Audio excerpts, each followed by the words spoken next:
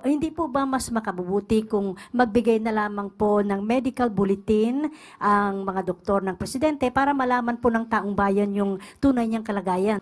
Yung medical bulletin from the doctors themselves po, hindi ba pwede ba mas makabubuti kung sila na mismo ang magbigay ng medical bulletin? Mas reliable po kasi pag doktor ang nagsalita, ma'am. Mas reliable po siguro mismo ang Pangulo nagsasabi kung ano po ang kanya nararamdaman. Pero hindi naman siya doktor, ma'am.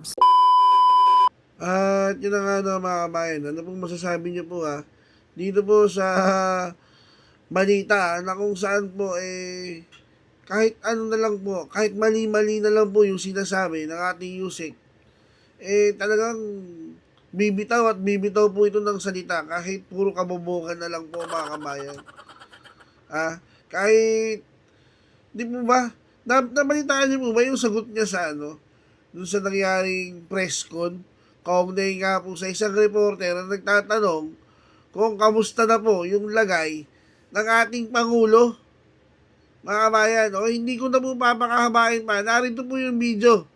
Mga kabayan, pag-usapan po natin yan narito po mga kabayan, panoorin po natin kung anong nangyari.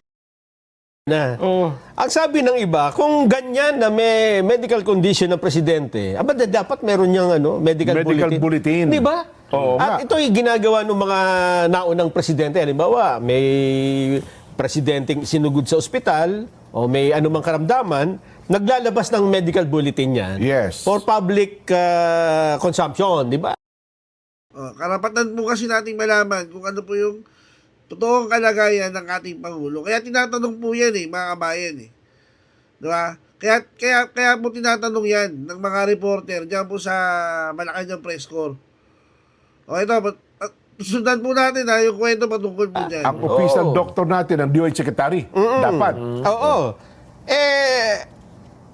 Nang itanong ito sa Malacanang, ano ang sagot? Meron ba? May maglalabas po ba ng medical bulletin sa kalagayan ng Pangulo? Sinagot po yan ni Yusek Claire Castro. Narito po yung pag-uusap nila. Hi ma'am, follow up lang po sa health condition ni Pangulong Marcos. Yung kumalat po ay unknown source. Mayroon po akong source, doktor po ito sa St. Luke's. So siguro naman po ay credible ito. Although hindi ko siya pwedeng pangalanan for the obvious reason. Pero hindi po ba mas makabubuti kung magbigay na lamang po ng medical bulletin ang mga doktor ng presidente para malaman po ng taong bayan yung tunay niyang kalagayan, since nag-aalala po ang lahat para sa kanyang kondisyon dahil siya po yung ating ama ng bayan.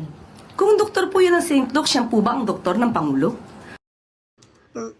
Narinig niyo mo ba yung sagot ng Yusek natin? Di ba? Alam, makabitaw lang, ang ganda nung tanong Mga kabayan, ang ganda po nung tanong nung nung reporter. Ano po ba ang totoong kalagayan ng Pangulo? Mas maganda po sana maglabas tayo ng medical bulletin. Diba? Para alam po na lahat. Yung medical bulletin, galing po yung sa mga doktor na sumuri sa ating Pangulo.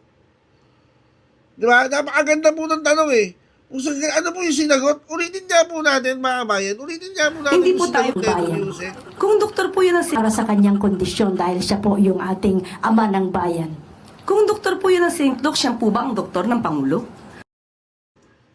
Ba't gano'n yung sagot, mga kabayan? Bakit gano'n? Napaka-defensive po kagad. Saan ka na naman? Di ba? Napaka-defensive po kagad nung ating Yusek? Ituloy mo. Hindi po tayo maaaring magbigay ng amang opinyon kung hindi naman manggagaling mismo sa doktor ng Pangulo at hindi manggagaling sa Pangulo. Doktor nga na sumuri Di ba? Yung sumuri, yung galing sa St. Luke's okay yun kasi nga, yun nga yung lagay para malaman yung lagay ng Pangulo. Di ba? Yung doktor na sumuri kay Bongbong Marcos, ano pinagsasabi mo? Madam, ano ba pinagsasabi mo, madam? Doktor po yan ng St. Luke, siya po ba ang doktor ng Pangulo? Hindi po tayo maaaring magbigay ng anumang opinyon kung hindi naman manggagaling mismo sa doktor ng Pangulo at hindi manggagaling sa Pangulo.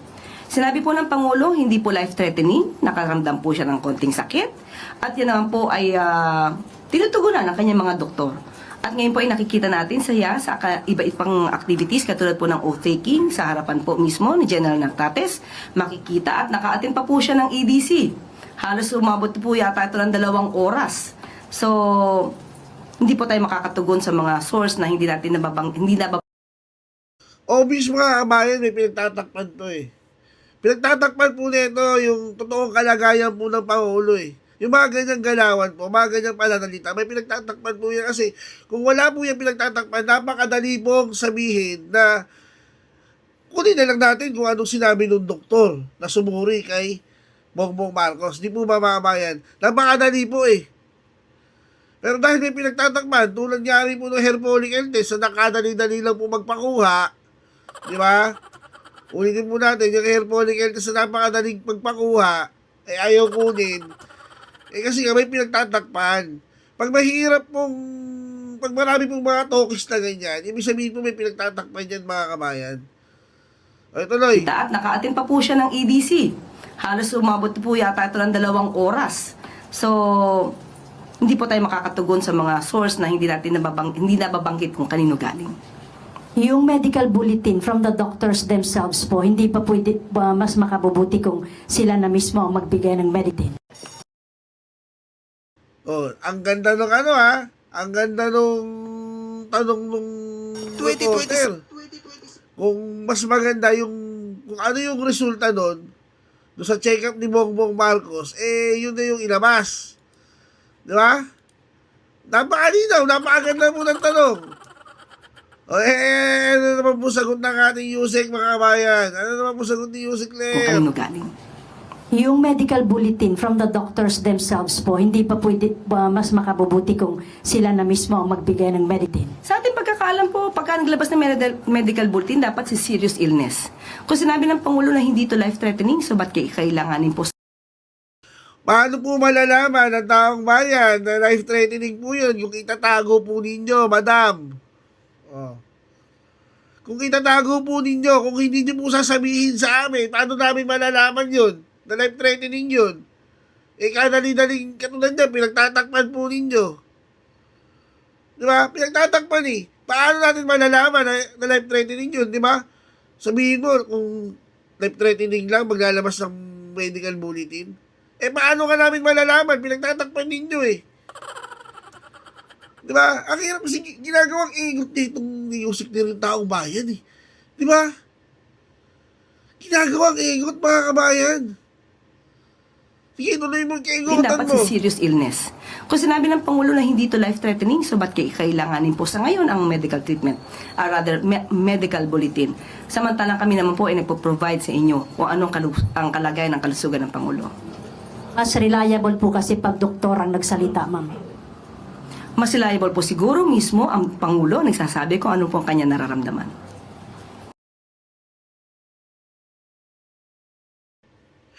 Ano sabi ng reporter, mas reliable po kasi kapag doktor ang nagsabi. Anong tugon ni Yusik Ler? Ha? Bilang kanyang katangahan. Ha? Yung katangahan ni Yusik Ler, ano po sabi niya? Mas reliable daw kapag yung Pangulo mismo yung nagsabi. Ba't pa po siya nagpa-check, ma'am? Bakit pa po nagpa-check si Bongbong Marcos? Kung mas reliable po yung kanyang sarili kaysa sa doktor. Tanong lang po. Ha? Nagtatanong lang po, bakit ba't po siya nagpa-check up? Kung sa tingin niya, mas reliable siya kaysa sa doktor. Gunggong ka ba, ma'am? Di ba? Ang linaw nung tanong ng reporter eh. Napakalinaw eh. Bakit niya lang hindi yung doktor sasagutin mo? Mas reliable pa yung si Bongbong Marcos kaysa sa doktor? Kung saan ka lang, dapat hindi na siya nagpa-doktor. Dapat nagpa-albularyo na lang siya. mas makabubuti kung sila na mismo ang magbigay ng medicine. Sa ating pagkakaalam po, pagka naglabas ng medical bulletin, dapat si serious illness. Kung sinabi ng Pangulo na hindi to life-threatening, so ba't kailanganin po sa ngayon ang medical treatment? Medical bulletin. Samantalang kami naman po ay nagpo-provide sa inyo kung anong ang kalagayan ng kalusugan ng Pangulo. Mas reliable po kasi pag doktor ang nagsalita, ma'am. Mas reliable po siguro mismo ang Pangulo nagsasabi kung ano po ang kanya nararamdaman. Pero hindi naman siya doktor, ma'am. So, Basag. Basag. Hindi naman talaga doktor si Bongbong eh. Diba? Tama lang yung sinasabi ng reporter eh. Hindi naman doktor si Bongbong eh. Diba? Mas reliable siya. Kaya nga payo namin sa inyo, madam. Sa susunod po, magpa-albularyo nyo na lang po yan. Kung sa tingin po ninyo, mas magagaling kayo kaysa sa doktor, mas reliable kayo, tulad ng sinasabi mo, na kaigotan naman talaga, may maidepensa ka lang, diba? May maidepensa ka lang eh.